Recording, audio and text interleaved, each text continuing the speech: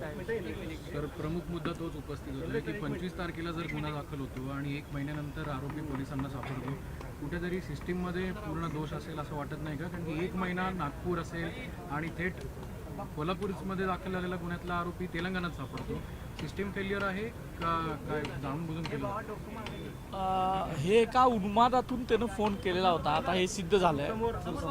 आणि त्या व्यक्तीला वाचवणारी कुठली तरी यंत्रणा आहे, म्हणूनच 1 महिना झाला तो सापडत नाही आणि 1 महिन्यानंतर तो सापडतो. ती पूर्ण त्याला कोण इतर सपोर्ट करत असल्याशिवाय होणार नाही. ती कुठली यंत्रणा आहे ती पोलीस दलानं शोधून काढावी. आरोपीचे वकील म्हणतात की सगळी मीडिया ट्रायल आहे आणि मीडियाच्या ह्याच्यातूनच सगळं युक्तिवाद त्यांच्या बाजूने करण्यात आला आणि 41ची नोटीस सुद्धा त्यांना देण्यात आली नाही. कसं बघताय मला तुम्ही? कायदेशीर समजत नाही, पण मीडिया ट्रायल असायचा संबंध नाही. फेसबुकला पोस्ट करणं, मी स्वतःहून फोन करायला त्याला सांगायला गेलेलं नव्हतं की मला फोन कर आणि असं असं घाणेरडं विषारी वक्तव्य कर. मला 12 वाजता फोन आल्यानंतर सरांनी सांगितल्याबद्दल 3-3:30 पर्यंत मला झोपच आली नाही. कारण महाराष्ट्रामध्ये जिजाऊंच्या बद्दल, शिवरायांच्या बद्दल, शंभूराजांच्या बद्दल असं वक्तव्य करणारी माणसं आहेत, जिवंत आहेत, हेच मला पटत नव्हतं. आणि म्हणून मी ते समाजासमोर, ही जी काही घाण आहे ही लपवून ठेवली तर जास्त दुर्गंधी येणार, म्हणून मी समाजासमोर आणले.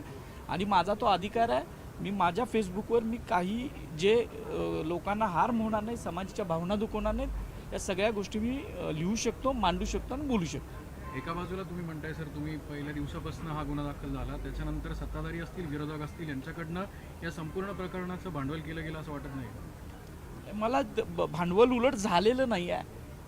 महाराष्ट्राच्या आराध्य दैवतांच्या बद्दल असलं घाणेरडं बोलल्यानंतर काय व्हायला पाहिजे होतं, पण तेवढं झालेलं नाही आहे. उलट सगळ्यांनी संयमानं घेतलं आहे. माझी सुद्धा ती भावना आहे की या अशा गोष्टींमुळं एक उद्रेक होऊ नये, सगळ्यांनी संयमानं घेतलं पाहिजे, माझी भावना आहे. आणि मला वाटत नाही की त्याच्यात कुणी राजकारण केलं आणि कुणी फायदा घेतला असं काही दिसत नाही कुठे. खरं तर सावंतवाडी एकूण पाहिलं तर आज सोबत मोठ्या प्रमाणात आक्रमण झाल्याचं पोलीस स्टेशनवर पाहायला मिळालं. अगदी चिल्लर देखील त्या ठिकाणी फेकली गेली, चप्पल देखील कोल्हापुरी दाखवलं गेलं. हे सगळं पाहता कुठेतरी पोलिसांनी या संशयिताला मागच्या दरवाजातून बाहेर काढलं. कसं पाहता एकोणीसच्या प्रवृत्तीबद्दल?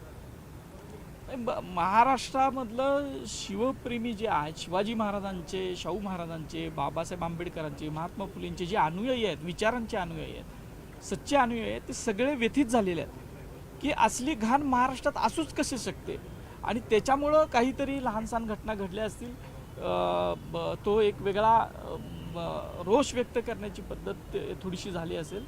पण मी परत पुन्हा महाराष्ट्रातल्या सगळ्या शिवाजी महाराजांच्या अनुयायांना असं आव्हान आपल्या माध्यमातून करतो की त्यांनी कुठलंही कायदा हातात न घेता संवेदनशीलता दाखवून संविधानिक मार्गाने याच्यावर आंदोलनं करावी.